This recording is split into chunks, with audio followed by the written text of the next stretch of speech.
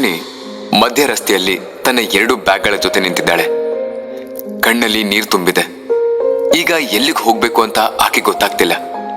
ಸರಿ, ಮೈಸೂರಿಗೆ ಹೊರಟ್ಬಿಡೋಣ ಅಂತ ಆಕೆ ತೀರ್ಮಾನ ಮಾಡಿದ್ಲು. ಅದೇ ಸಮಯಕ್ಕೆ ಒಂದು ಕಪ್ಪು ಕಲರ್ BMW ಕಾರ್ ಆಕೆ ಮುಂದೆ ಬಂದು ನಿಲ್ಲುತ್ತೆ. ರೋಶಿನಿ ಈ ಕಾರ್ ಯಾಕೆ ನನ್ ಮುಂದೆ ಬಂದು ನಿಂತ್ಕೋತು ಅಂತ ಗಮನಿಸ್ತಾಳೆ. ಅವಳಿಗೆ ಏನು ತೋಚದೆ ಗೊಂದಲದಲ್ಲಿ ನೋಡ್ತಾಳೆ. ಕಾರಿನ ಡ್ರೈವಿಂಗ್ ಸೀಟ್ನಿಂದ ಇಳಿದು ಬಂದ ಡ್ರೈವರ್ ನಮಸ್ತೆ ಮೇಡಮ್ ಅಂತ ಹೇಳಿ ಡಿಕ್ಕಿನ ತೆರೆದು ಈಕೆನ ಕೇಳದೆ ಲಗೇಜ್ ಎಲ್ಲದನ್ನು ಅದರೊಳಗಿಟ್ಟ.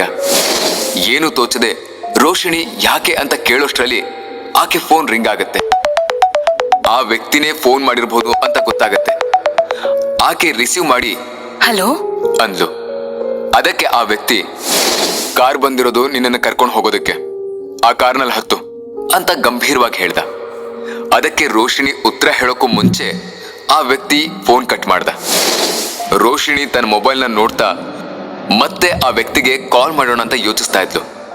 ಅದೇ ಸಮಯಕ್ಕೆ ಡ್ರೈವರ್ ಬಂದು ಕಾರ್ ಡೋರ್ ತೆಗೆದು ಆಕೆನ ಒಳಗ್ ಕೂತ್ಕೊಳ್ಳೋದಕ್ಕೆ ಹೇಳ್ತಾನೆ. ಏನೂ ಮಾತಾಡದೆ ಕಾರ್ ಹತ್ತಿದ ರೋಶಿನಿ ಡೋರ್ ಹಾಕೊಂಡ್ಲು. ಆ ಡ್ರೈವರ್ ಕೂಡ ಒಳಗ್ ಬಂದು ಕಾರ್ ಸ್ಟಾರ್ಟ್ ಮಾಡ್ದ. ಕಾರ್ ಹೋಯ್ತು. ಕಾರು ನಿಧಾನವಾಗಿ ಹೋಗ್ತಾ ಇದೆ.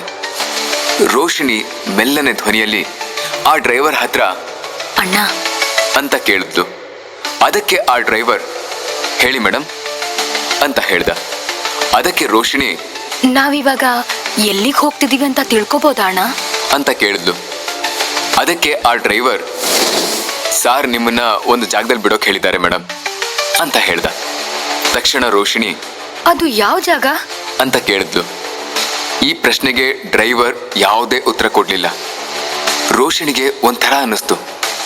ಆದ್ರೂ ಸುಧಾರಿಸ್ಕೊಂಡು ಅಲ್ಲ ನಿಮ್ ಸರ್ ಯಾರಣ್ಣ ಅಂದ್ಲು. ಈ ಪ್ರಶ್ನೆಗೆ ಕೂಡ ಡ್ರೈವರ್ ಯಾವುದೇ ಉತ್ತರ ಕೊಡದೆ ಕಾರ್ ಓಡಿಸ್ತಿದ್ದ. ಇನ್ನು ಇವ್ರ ಹತ್ರ ಏನ್ ಕೇಳಿದ್ರು ಪ್ರಯೋಜನ ಇಲ್ಲ ಅಂತ ಗೊತ್ತಾಯ್ತು. ಅದೇ ಸಮಯಕ್ಕೆ ಅವಳಿಗೆ ಒಂದು ಮೆಸೇಜ್ ಬಂತು. ತಕ್ಷಣ ಮೆಸೇಜ್ ಏನು ಅಂತ ನೋಡ್ತಾಳೆ. ಆ ಮೆಸೇಜಲ್ಲಿ ನೀನಿರೋಕೆ ಒಂದು ಜಾಗ ಕೇಳಿದ್ದೆ ಅಲ್ವಾ, ನನಗೆ ಗೊತ್ತಿರೋ ಒಂದು ಜಾಗ ಇದೆ, ಇವಾಗ ನೀನು ಅಲ್ಲಿಗೆ ಹೋಗ್ತಾ ಇರೋದು ಅಂತ ಮೆಸೇಜಲ್ಲಿತ್ತು. ಇದನ್ನ ನೋಡಿದ ರೋಶಿನಿ ಕಾರ್ನ ಸುತ್ತಮುತ್ತ ಗಮನಿಸಿ ಶಾಕ್ ಆಗಿ ತನ್ನ ಮನಸ್ಸಲ್ಲೇ ಕಾರ್ನಲ್ಲಿ ನಾನ್ ಏನ್ ಮಾಡ್ತಿದ್ದೀನಿ ಅನ್ನೋದು ಅವ್ರಿಗೆ ಗೊತ್ತಾಗ್ತಿದೆ ಅಂದ್ರೆ ಮೈಕು ಅಥವಾ CCTVನ ಕಾರಲ್ಲಿ ಇಟ್ಟಿರ್ಬೋದೋ ಏನೋ ಹೀಗಂದ್ಕೊಂಡ್ಲು. ಕಾರ್ ಸಿಟಿನ ದಾಟಿ ಹೈವೇಗೆ ಹೋಗ್ತಿರೋದನ್ನ ಗಮನಿಸಿದ್ಲು.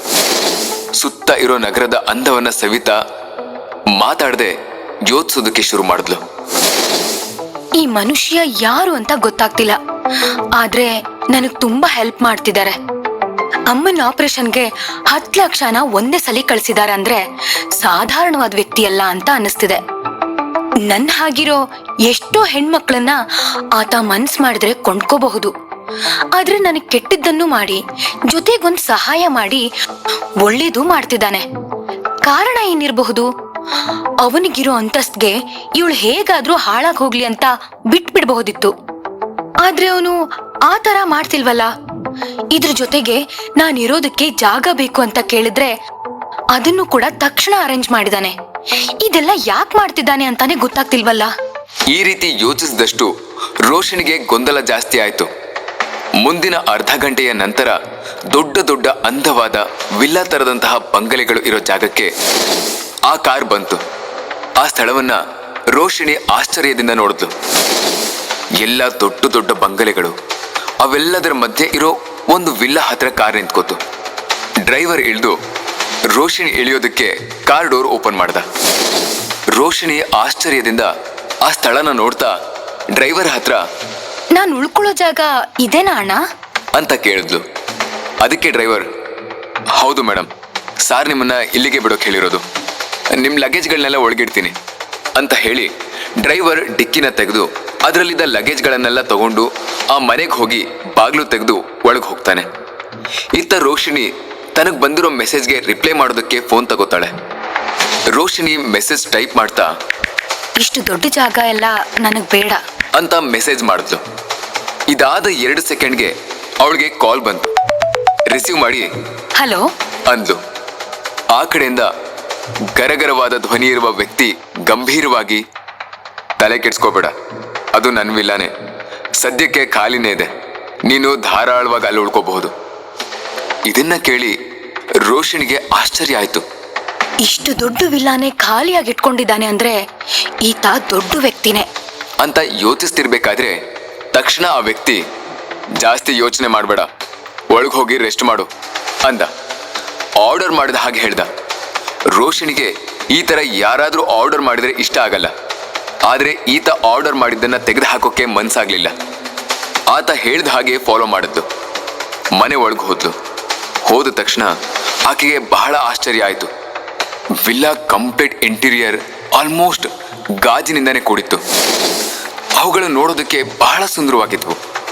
ಮನೆ ಒಳಗಡೆ ಇದ್ದ ಸ್ಟೇರ್ ಕೇಸಿಂದ ಡ್ರೈವರ್ ಕೆಳಗಿಳಿದು ಬಂದು, ಅಮ್ಮ, ನಿಮ್ಮ ಲಗೇಜ್ಗಳನ್ನೆಲ್ಲ ಮೇಲಿರೋ ಮಾಸ್ಟರ್ ಬೆಡ್ರೂಮ್ನಲ್ಲಿ ಇಟ್ಟಿದ್ದೀನಿ, ಒಂದ್ಸಲ ನೋಡ್ಕೊಳ್ಳಿ, ನಾನು ಬರ್ತೀನಮ್ಮ ಅಂತ ಹೇಳಿ ಬಾಗಿಲು ಹಾಕೊಂಡು ಹೊರಟು ಹೋದ. ರೋಷಿಣಿ ಮತ್ತೆ ಮನೆನ ಗಮನಿಸಿದ್ಲು. ಮನೆಯಲ್ಲಿ ಒಂದು ಚಿಕ್ಕ ಜಿಮ್, ಜೊತೆಗೆ ಮಿನಿ ಬಾರ್, ಒಂದು ಸ್ವಿಮ್ಮಿಂಗ್ ಪೂಲ್, ಹೋಮ್ ಥಿಯೇಟರ್ ಇವೆಲ್ಲವನ್ನು ನೋಡ್ತಾ ಆಚೆ ಬಂದು ಗಾರ್ಡನ್ ಅಲ್ಲಿ ಕೂತ್ಕೊಂಡು ಮತ್ತೆ ಸೆಲ್ ಫೋನ್ ರಿಂಗ್ ಆಯ್ತು. ಆ ವ್ಯಕ್ತಿನೇ ಇರಬೇಕು ಅಂತ ರಿಸೀವ್ ಮಾಡಿ ಹಲೋ ಅಂದ್ಲು. ನೋಡಿದ್ರೆ ಆ ಕಡೆಯಿಂದ ರೋಹನ್. ನಾನು ರೋಷಿಣಿ, ರೋಹನ್ ಮಾತಾಡ್ತಿರೋದು ಅಂತ ಹೇಳ್ದ.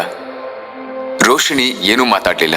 ರೋಹನ್ ಮತ್ತೆ ಮಾತು ಮುಂದುವರಿಸ್ತಾ, ಅಮ್ಮನ ಆಪರೇಷನ್ಗೆ ಫ್ರೆಂಡ್ ಹತ್ರ ಸಾಲ ಬೇಕು ಅಂತ ಕೇಳಿದ್ದೆ, ಸೊ ಅಲ್ಲಿ ದುಡ್ಡು ವ್ಯವಸ್ಥೆ ಆಗ್ಲಿಲ್ಲ ರೋಷಿಣಿ, ಬೇರೆ ಇನ್ನೊಬ್ಬ ಫ್ರೆಂಡ್ ಹತ್ರ ಕೇಳಿದ್ದೀನಿ ಅಂತ ಹೇಳ್ದ. ಅದಕ್ಕೆ ರೋಷಿಣಿ, ನೀನ್ ಇನ್ಮೇಲೆ ಯಾರ ಹತ್ರನೂ ದುಡ್ಡು ಕೇಳ್ಬೇಡ ರೋಹನ್.